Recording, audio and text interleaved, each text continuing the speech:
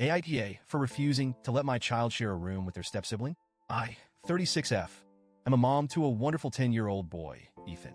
He's my world, and it's been just the two of us for the past 5 years since I divorced his father. Ethan is a sweet, sensitive kid. He loves reading, building elaborate Lego sets, and is starting to get really into drawing.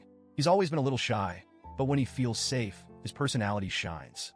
My partner Dan, 38M, and I have been together for about 2 years now. We met through mutual friends, and honestly, I wasn't looking for a relationship at the time. I was focused on Ethan and trying to rebuild my life post-divorce. But Dan was so kind, patient, and understanding.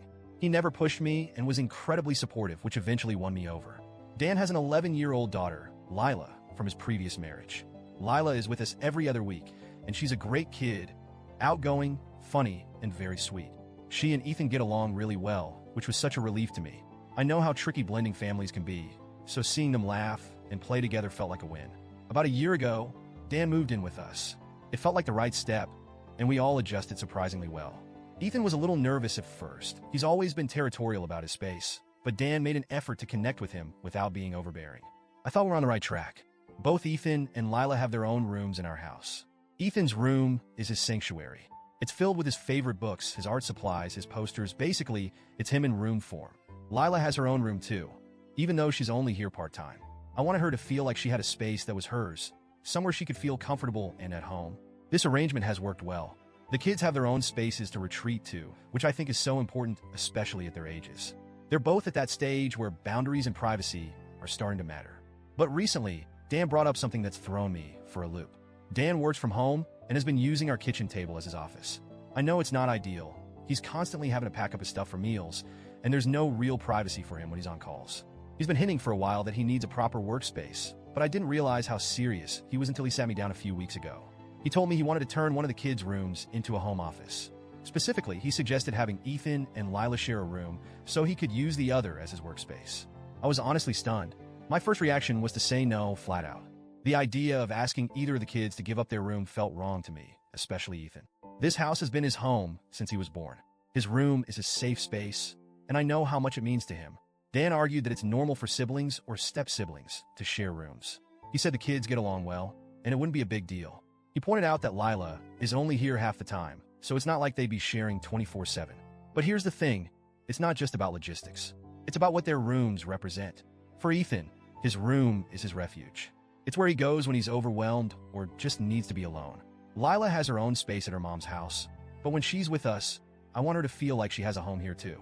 Asking them to share feels like taking something important away from both of them. I tried to explain this to Dan, but he got defensive. He said I was being inflexible and unwilling to compromise for the sake of our relationship. He accused me of prioritizing Ethan's needs over his, which really hurt. He even said that my refusal to budge was making him feel like an outsider in our home. I felt awful hearing that. I don't want Dan to feel excluded or unimportant. I really don't. But I also feel like it's my responsibility as a mom to protect Ethan's comfort and boundaries. To try and meet him halfway, I suggested some alternatives.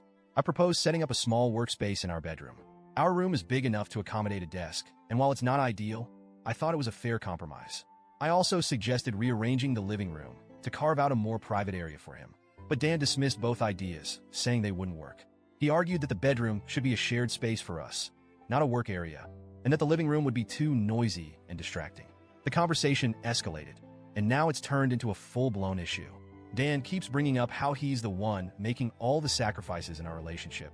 He said he moved into my house, not our house, and that he's been bending over backward to fit into a space that doesn't really feel like his. I get where he's coming from. I really do.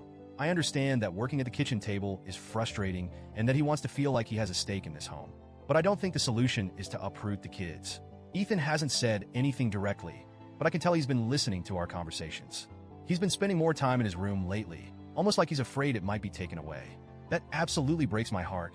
The idea of him losing his safe space makes me feel like I'm failing him as a mom.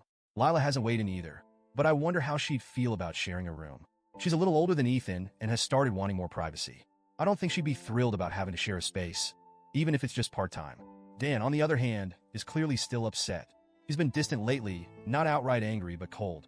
He's made a few passive-aggressive comments about how I'm unwilling to make sacrifices for our family, and how this is proof that I'll always put Ethan first. And you know what? Maybe I am putting Ethan first. He's my son. I'm his mom.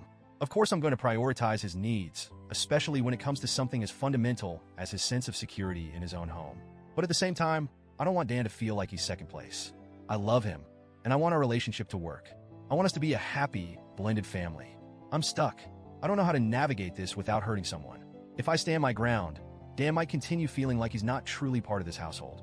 If I cave, Ethan and possibly Lila could end up feeling displaced and resentful. So, Reddit. AITA for refusing to let my child share a room with their step-sibling to make space for a home office? How do I balance the needs of my partner and my son without tearing our family apart?